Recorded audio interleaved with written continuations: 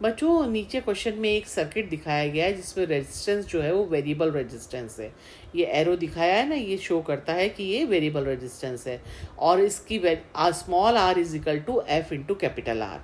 तो आपको बताना है कि इस एफ की वैल्यू क्या होगी, कब, जब इस स्मॉल वेरिएबल रेजिस्टेंस में जो हीट है वो कैसी होगी, मैक्सिमम, है ना। तो आपको स्मॉल एफ की वैल्यू निकालनी है। तो उसको निकालने के लिए सबसे पहले हमें हीट पता होनी चाहिए ना। हीट का फॉर्मूला क्या होता है, हीट जनरेटेड होती है करंट का स्क्वायर इंटू आर। करंट का स्क्वायर टोटल करंट नहीं, करंट का स्क्वायर वो करंट जो कि इस स्मॉल रेजिस्टेंस या वेरिएबल रेजिस्टेंस से जा रही है।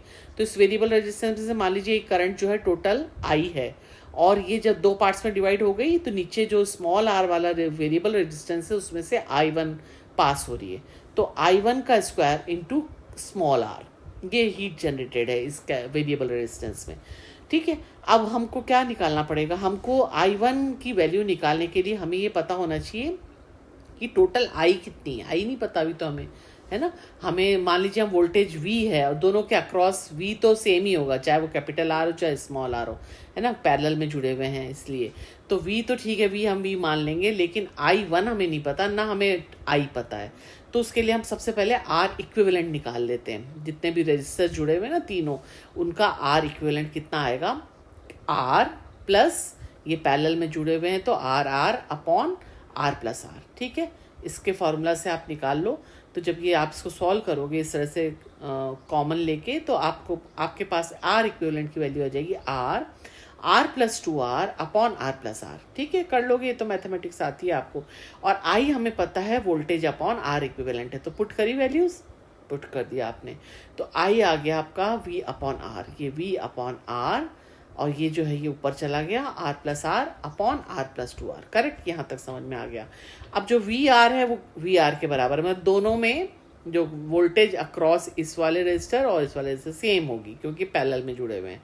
तो VIR is equal to I minus I1 R लिख सकते हैं ना, क्योंकि ये VR की वैल्यू ये है और ये स्मॉल VR की value V is equal to IR होता है ना, तो ये ठीक है, करेक्ट। तो अब इससे हमको I1 की वैल्यू आ जाएगी। तो I1 की वैल्यू क्या आई, जब आपने इसको सॉल्व किया तो I1 की वैल्यू ये आई IR upon R plus R। Correct, ये भी यहाँ तक आ गया आपको समझ में। अब हम क्या करते हैं, हम इसमें I1 की अभी अपने यहाँ पे वैल्यू निकाली थी ना, इसकी वैल्यू रखते हैं, I की वैल्यू, ये रही I की वैल्यू, ये ठीक है, रख दो I की value IR upon R plus R। तो V upon R plus R plus 2R और R वैसा का वैसा, ये I की वैल्यू आपने, ये वाली वैल्यू आपने यहाँ पे रख दी इस वाली इक्वेशन में। ठीक है, आपने जब रखा सब कुछ कट गया है और कटने के बाद I1 की वैल्यू आ गई आपके पास, जिसको आप ढूंढ रहे थे इतनी देर से। तो V upon R plus 2R, ये वैल्यू आ गई फाइनली। चलो अब इसको आपने पुट कर दिया हीट के फॉर्मूला में, I1 का स्क्वायर R, I1 का स्क्वायर कर दिया तो V square upon R plus 2R का स्क्वायर इंटू R। करेक्ट। अब क्या होगा, जो ये H है ये V square R upon R plus 2R का स्क्वायर, ये आ गई हीट की वैल्यू आ गई। ये जो ऊपर वाला है इसको फर्स्ट फंक्शन बोलते हैं और नीचे वाले को सेकंड फंक्शन बोलते हैं। ये ऐसा क्यों बोल रही हूँ मैं, क्योंकि हमें डिफरेंशिएट करना पड़ेगा, मैक्सिमम हीट निकालनी है ना, तो मतलब DH अपॉन DR करना पड़ेगा, उसको जीरो के इक्वलेंट करना पड़ेगा, है ना, डिफ्रेंशिएशन करेंगे। तो जब आप ये फर्स्ट फंक्शन और सेकंड फंक्शन का डिफ्रेंशिएट करते हो तो इसको जब इक्वल टू जीरो करना है, तो जब ये फर्स्ट फंक्शन को सबसे पहले क्या करेंगे, हम डिफ्रेंशिएट करने के लिए सेकंड फंक्शन को हम कांस्टेंट रख देते हैं। ऐसा कैसे रख दिया, फर्स्ट फंक्शन को V स्क्वायर तो कांस्टेंट है तो उसको ऐसा ही रख दिया, DR अपॉन DR की वैल्यू 1 आएगी माइनस, अब हम क्या करेंगे, फर्स्ट फंक्शन को कॉमन कांस्टेंट रख देंगे, V स्क्वायर R वैसा का वैसा रख दिया। नीचे जो पावर में था वो सामने आ गया, ठीक है, और R प्लस 2R, अब हम R प्लस 2R का डिफ्रेंशिएट करेंगे। तो R प्लस 2R, ये R तो कांस्टेंट है कैपिटल, 2R अपॉन DR आप करोगे ना तो इसमें 2 आ जाएगा, है ना, R से R तो कितना आ गया इंटू 2, मतलब R प्लस 2R का जब आपने डिफ्रेंशिएट किया तो वैल्यू आई 2। करेक्ट, अपॉन ये R प्लस 2R जो सेकेंड फंक्शन है उसका स्क्वायर, है ना, इस तरह से डिफ्रेंशिएट करते हैं। तो स्क्वायर तो पहले ही है तो वो पावर 4 हो गया। ओके, अब ये तो बच्चों ये वाली जो है ये टर्म जीरो हो जाएगी, क्योंकि ये इस साइड जाएगी तो इससे मल्टीप्लाई होके जीरो से मल्टीप्लाई होके ये जीरो हो गई। और इसके साथ साथ ही ये अब ये ऊपर वाली टर्म जो है वो जीरो के बराबर हुई।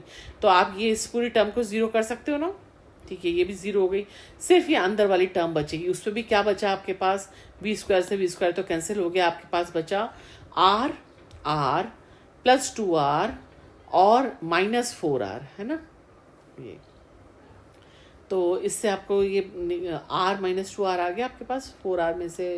ओके, तो r की वैल्यू आई 2r, तो स्मॉल r की वैल्यू आ गई आपके पास r/2, यही आपको निकालनी थी, है ना। और आपको दी हुई है कि r = FR है, तो f कितना हो गया, FR = r/2 हो गया। तो इसका मतलब f की वैल्यू क्या आ गई, r तो दोनों तरफ कैंसिल हो जाएगा, 1/2। यही आपका आंसर है। ठीक है, कौन सा ऑप्शन सही है, ए ऑप्शन करेक्ट। ओके।